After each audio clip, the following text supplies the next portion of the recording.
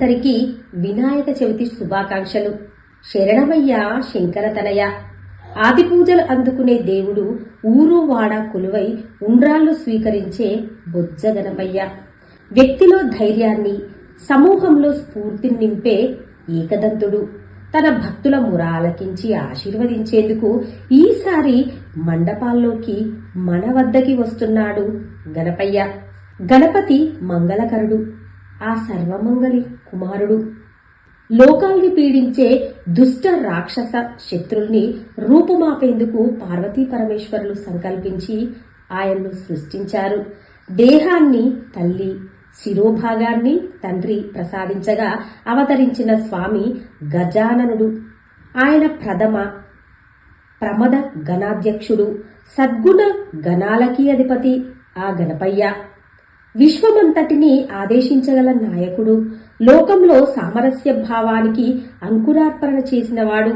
ఆయన చైతన్య ప్రదాత, వేదవేద్యుడు, ప్రణవస్వరూపుడు, ఇచ్ఛాశక్తి, జ్ఞానశక్తి, క్రియాశక్తి స్వరూపుడు, వక్రతుండు, సమస్త విద్యలకు కళలకు ఆదిమూలమైన ఆచార్యుడు, అధినేత.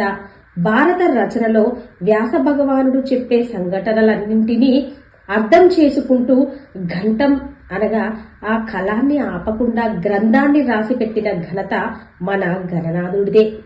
గణపతి యజ్ఞోపవీతం పాము, వాహనం ఎలుక. పాము, ఎలుక సహజంగా శత్రువులు కదండి, కానీ గణపతి వద్ద అవి వైరం లేకుండా గడుపుతూ ఉంటాయి.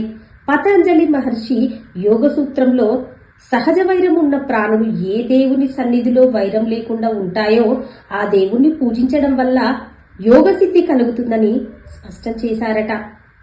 అందుకే కార్యసిద్ధి, యోగసిద్ధి, జ్ఞానసిద్ధి పొందాలంటే ఆ గణపయ్యను శరణు కోరాలి. శివభక్తుడైన రావణుడు ఆత్మలింగం పొందే ముందు వినాయక వ్రతం ఆచరించలేదట.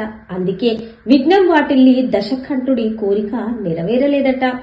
సృష్టి ఆరంభంలో బ్రహ్మదేవుడు భూభారం తలదాల్చే ముందు, ఆదిశేషుడు రాక్షస సంహారానికి వెళ్లబోయే ముందు శ్రీ మహావిష్ణువు విఘ్నేశ్వరుణ్ణి పూజించారని మన పురాణాలు తెలుపుతున్నాయి. భారతీయులు జరిపే అన్ని పండుగల్లోనూ అత్యంత ప్రశస్తమైంది వినాయక చవితి. ఇది జీవ చైతన్యానికి, ఇచ్ఛా క్రియాశక్తుల సంయమనానికి సంకేతమని తాత్వికులు చెప్తూ ఉంటారు. భాద్రపద శుద్ధ చవితి వినాయకుడు ఆవిర్భవించిన పవిత్ర దినం. అదే వినాయక చవితి. ఆ రోజు పూజాపీఠం సిద్ధం చేసి ప్రతిమను ప్రతిష్ఠించి గణేశుణ్ణి స్తుతించి 21 రకాల పత్రితో పూజించడం మన ఆనవాయితీ. గణపతికి, ఆ గణనాథునికి ఇష్టమైన పదార్థాలు నివేదించడం, వ్రతకథ చదవడం మన సంప్రదాయం. గణపతి పూజ సులభం, ఫలం మాత్రం అధికం అని మన విశ్వాసం. మనమంతా చక్కగా ఆ గణపయ్యను వినాయక చవితి రోజు ఆరాధించి మనకు మన జీవితంలో కలిగే విఘ్నాలన్నింటినీ తొలగించుకుంటూ సంతోషంగా మనం మన జీవితంలో సుఖజీవనం జీవించాలని మనసారా కోరుకుంటూ ఓం గణేశాయ నమః, ఓం గం గణపతే నమః, ఓం విఘ్నరాజాయ నమః. మిత్రులందరికీ మరొక్కసారి వినాయక చవితి శుభాకాంక్షలండి.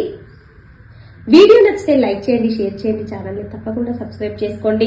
అలాగే మరవకుండా బెల్ బటన్ నొక్కి పెట్టండి ఫ్రెండ్స్. అప్పుడే నేను చేసే ప్రతి వీడియో మీ మొబైల్కి నోటిఫికేషన్ రూపంలో వస్తుంది. ఉంటానండి. Thank you for watching.